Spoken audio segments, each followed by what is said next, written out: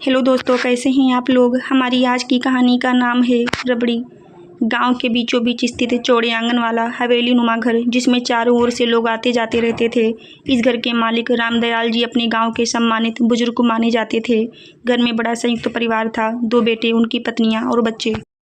बड़े बेटे सुरेश की पत्नी यानी जेठानी उर्मिला उम्र में कुछ बड़ी और घर संभालने में माहिर। वहीं छोटे बेटे मोहन की पत्नी यानी बहू सुनीता नई नई ब्याह कराई थी। सुनीता पढ़ी लिखी थी, लेकिन गांव के रीति रिवाज और तानों की आदत नहीं थी।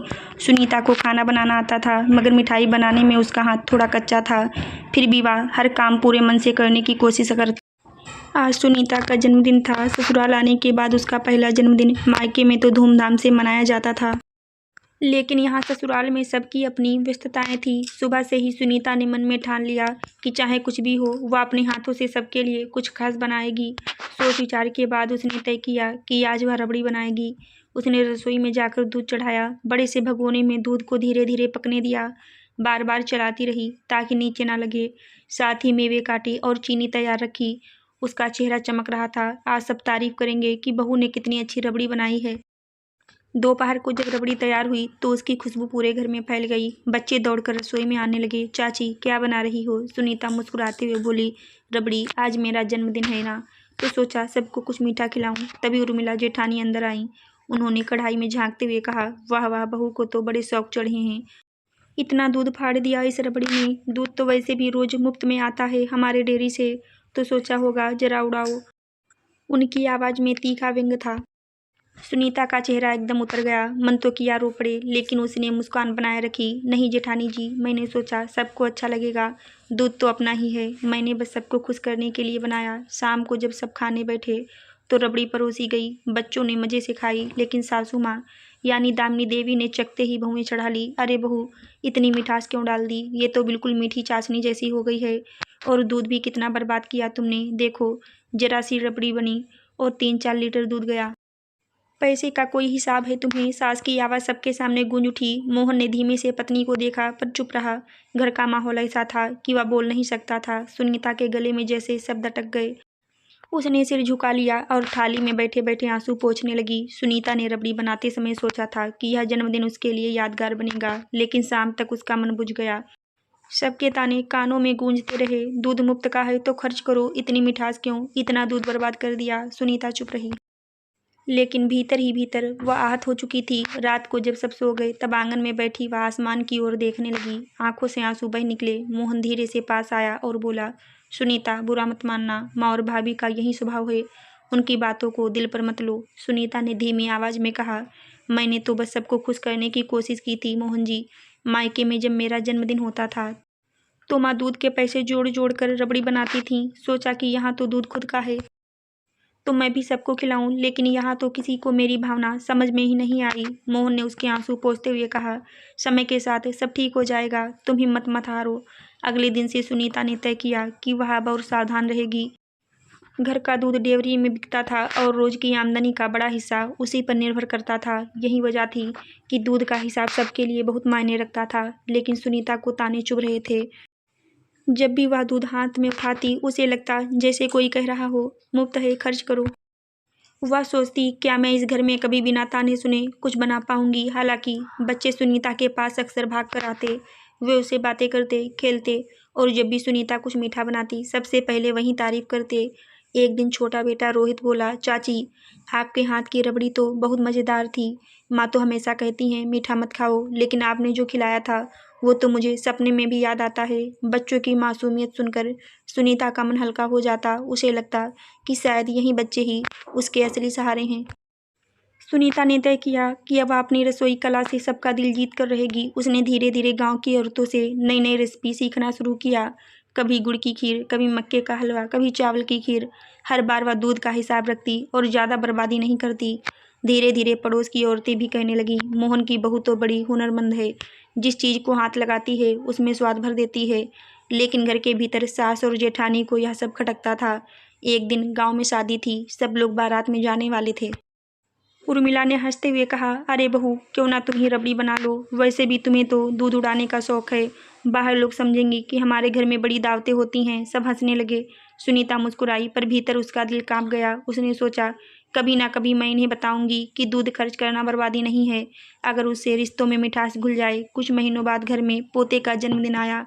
यह अवसर बहुत बड़ा था। गांव के दर्जनों मेहमान बुलाए गए। खाने पीने का इंतजाम करना था। सास ने कहा, इस बार रसोई की जिम्मेदारी बहू को ही दी जाएगी। देखेंगे कितना हुनर है। सुनीता के सामने यह उसकी सबसे बड़ी परीक्षा थी। उसने मन में ठान लिया, आज मैं अपनी मेहनत और स्वाद से सबका मुंह बंद कर दूंगी। पोते के जन्मदिन पर घर में धूमधाम थी। दूर दूर से रिश्तेदार आने वाले थे। कुल मिलाकर लगभग 50 मेहमान आने वाले थे। सास ने सबके सामने घोषणा की, इस बार खाने की जिम्मेदारी हमारी छोटी बहू सुनीता पर है। देखते हैं कितनी काबिल है। जेठानी उर्मिला ने तुरंत ताना कस दिया, हाँ हाँ, बहू को तो वैसे भी दूध उड़ाने का शौक है। अब देखेंगे कि इतने लोगों के लिए कैसे बनाती है। सुनीता का चेहरा हल्का पीला पड़ गया। इतने बड़े पैमाने पर उसने कभी खाना नहीं बनाया था, लेकिन उसने निश्चय किया कि चाहे जितनी मेहनत करनी पड़े वह यह काम कर दिखाएगी। सुनीता सुबह सुबह ही रसोई में लग गई। सास ने आटा गूंथने, सब्जियां काटने और मसाले पीसने के लिए गांव की औरतों को बुला लिया था, लेकिन असली जिम्मेदारी थी 50 लोगों के लिए रबड़ी बनाने की। सुनीता ने मन में सोचा, यही तो मौका है। अगर आज मैं सबको स्वादिष्ट रबड़ी खिलाऊंगी तो शायद कोई ताना ना मारे। उसने बड़े बड़े भगोने में दूध चढ़ा दिया। 5 लीटर नहीं बल्कि पूरे 20 लीटर दूध। सुनीता घंटों तक दूध को चलाती रही। कभी ऊपर की मलाई हटाती, कभी भगोने के किनारों से खरच कर नीचे डालती। गर्मी और धुएं से उसका चेहरा लाल हो गया। माथे से पसीना टपक रहा था। गांव की औरतें हंसते हुए बोलीं, अरे बहू, इतना कष्ट क्यों कर रही हो? मशीन से भी रबड़ी जम सकती है। लेकिन सुनीता जानती थी कि हाथ से बनी रबड़ी का स्वाद अलग होता है। उसने शक्कर, इलायची और मेवे धीरे धीरे डालकर गाढ़ी और मलाईदार रबड़ी तैयार कर ली। दोपहर तक जब मीठी खुशबू पूरे घर में फैली तो बच्चे दौड़ कर आ गए, चाची हमें चखने दो ना। सुनीता ने हल्की सी कटोरी में डालकर उन्हें चखाया। बच्चे खुशी से चिल्ला उठे, वाह, ऐसी रबड़ी तो हमने कभी नहीं खाई। बच्चों की बातें सुनकर उसका दिल हल्का हो गया। शाम को घर मेहमानों से भर गया। सबके सामने खाना परोसा गया, सब्जियां, पूड़ी, दाल, चावल और अंत में रबड़ी। सब मेहमान उंगलियां चाटते रह गए। एक बुजुर्ग मेहमान बोले, वाह, मोहन की बहू ने तो गजब का स्वाद भर दिया है। ऐसी रबड़ी तो शहर के बड़े बड़े हलवाई भी नहीं बना पाते। दामिनी देवी चुपचाप यह सब देख रही थी। उन्हें उम्मीद थी कि बहू से कोई ना कोई गलती होगी और सबके सामने उनकी किरकिरी होगी, लेकिन उल्टा हुआ। हर कोई बहू की तारीफ कर रहा था। उनके चेहरे पर मिली जुली भावनाएं थीं, गर्व भी और थोड़ा जलन भी। उर्मिला भला कैसे चुप रहती। उसने धीरे से कहा, अरे, रबड़ी तो ठीक बनी है, लेकिन कितना दूध बर्बाद कर दिया। अगर ये सब दूध बेच दिया जाता तो कितने पैसे मिलते? कुछ लोग हंस दिए, लेकिन बाकी मेहमानों ने उर्मिला की बात पर ध्यान ही नहीं दिया। सब फिर भी सुनीता की तारीफ करते रहे। पहली बार सुनीता को लगा कि उसकी मेहनत रंग लाई है। जिस रबड़ी पर उसे पहले ताने मिले थे, वहीं आज उसकी पहचान बन गई। मोहन ने पास आकर धीरे से कहा, देखा, मैंने कहा था ना, एक दिन सब तुम्हें पहचानेंगे। आज सब तुम्हारी मेहनत के दीवाने हो गए। सुनीता की आंखें नर्म हो गईं। उसने मन ही मन ठान लिया कि अब तानों से डरकर वह कभी पीछे नहीं हटेगी।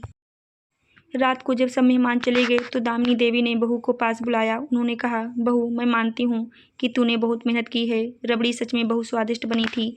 तेरा हुनर देखकर मुझे अपने पुराने दिन याद आ गए। सुनीता ने सास के पैर छू लिए। पहली बार उसे लगा कि शायद अब रिश्ते बदलने की शुरुआत हो चुकी है। सुनीता की रबड़ी गाँव भर में चर्चा का विषय बन गई। लोग कहते, मोहन की बहू तो बहुत हुनरमंद है।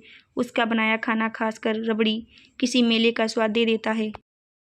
धीरे धीरे सास और जेठानी भी मान गईं कि बहू सिर्फ दूध उड़ाने वाली नहीं, बल्कि अपने हुनर से पूरे घर का मान बढ़ाने वाली है। अगले ही दिन पड़ोस की महिलाएं दामिनी देवी से मिलने आईं। एक बोली, बहन जी, आपकी बहू तो बहुत हुनरमंद है। कल की दावत की रबड़ी का स्वाद अभी तक मुंह में है। सुना है सब उसने अकेले ही बनाई थी। दूसरी ने कहा, आजकल तो हलवाई भी इतना स्वाद नहीं बना पाते। आपकी तो किस्मत है, इतनी सुघड़ बहू मिली। सास चुपचाप मुस्कुराती रहीं। उनके दिल में गर्व की हल्की सी लहर उठी, लेकिन उर्मिला को यह सब सुनकर बहुत बुरा लगा। उसने मन ही मन सोचा, अब सब लोग इसी की तारीफ करेंगे, घर में मेरी कोई अहमियत नहीं रह जाएगी। उसकी ईर्ष्या बढ़ने लगी। परंतु सुनीता पहले जैसी भोली और चुप रहने वाली नहीं रही थी। उसने ठान लिया था कि किसी भी ताने से वह टूटेगी नहीं। समय बीतने के साथ घर के बच्चे भी सुनीता से और अधिक जुड़ गए। जब भी खाने का समय होता, बच्चे कहते, चाची, आज आप हमारे लिए क्या बनाएंगी? उनकी मासूम बातें सुनकर सुनीता का मन खिल उठता। वह सोचती, अगर घर के बड़े मुझे ना भी समझें तो ये छोटे दिल से मुझे अपना मानते हैं, यही मेरी असली जीत है। एक दिन दामिनी देवी आंगन में बैठी थी। उन्होंने सुनीता को रसोई में बड़े मन से काम करते देखा। धीरे धीरे उन्हें एहसास हुआ कि बहू का दूध उड़ाने का शौक नहीं है, बल्कि सबको खुश करने का जज्बा है। उन्होंने मन ही मन सोचा, शायद मैं ही अब तक बहू को गलत समझती रही। उसने हमेशा घर के लिए सोचा और मैं उसे ताने ही देती रही। गांव में एक बड़ा मेला लगने वाला था। वहां खाने पीने की दुकानें भी लगती थीं। गांव के बुजुर्गों ने सुझाव दिया, क्यों ना इस बार मोहन की बहू अपनी रबड़ी की दुकान लगाए। सबको स्वाद भी मिलेगा और घर का नाम भी रोशन होगा। पहले तो दामिनी देवी हिचकिचाईं, लेकिन फिर उन्होंने हामी भर दी। मेले में जब सुनीता ने रबड़ी की दुकान लगाई तो लोगों की भीड़ उमड़ पड़ी। हर कोई कहता, यही है वो बहू जिसकी रबड़ी का स्वाद हमने सुना था। रात तक उसकी दुकान खाली हो चुकी थी।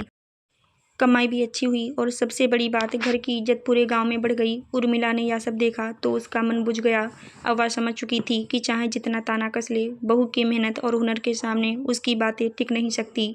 धीरे धीरे उसका रवैया भी बदलने लगा। उस रात दामिनी देवी ने पूरे परिवार के सामने कहा, आज मैं सबके सामने मानती हूँ कि हमारी बहू सुनीता इस घर की शान है। उसने ना सिर्फ अपने हुनर से, बल्कि अपने धैर्य और मेहनत से सबका दिल जीता है। अब से कोई उसे दूध उड़ाने का ताना नहीं देगा। पूरा घर तालियों से गूंज उठा। सुनीता की आंखों से आंसू बह निकले, लेकिन इस बार ये आंसू खुशी के थे। सुनीता ने हाथ जोड़कर कहा, माँ जी, मैंने कभी दूध को मुफ्त नहीं समझा। मेरे लिए दूध की हर बूंद रिश्तों को मीठा बनाने का जरिया है। मैंने हमेशा चाहा कि इस घर में मिठास बनी रहे। अगर आज मेरी रबड़ी से सब खुश हैं तो यही मेरी सबसे बड़ी सफलता है। उसकी बातें सुनकर सबका दिल भर आया। समय के साथ सुनीता पूरे गाँव में मशहूर हो गई। अब जब भी किसी के घर शादी या दावत होती, लोग कहते, मोहन की बहू को बुलाओ, उसकी बनाई रबड़ी सबका दिल जीत लेगी। जो बहू कभी दूध उड़ाने वाली कहलाती थी, वहीं अब पूरे परिवार की इज्जत और गर्व बन गई। सीख कहानी हमें यह सिखाती है कि ताने और व्यंग्य भले ही इंसान का मन तोड़ दे, लेकिन धैर्य, मेहनत और हुनर से इंसान हर ताने को तालियों में बदल सकता है। सुनीता ने यह साबित कर दिया कि घर की असली पहचान बहू के दहेज या रूप से नहीं, बल्कि उसके सहनशील स्वभाव और कर्मठता से होती है।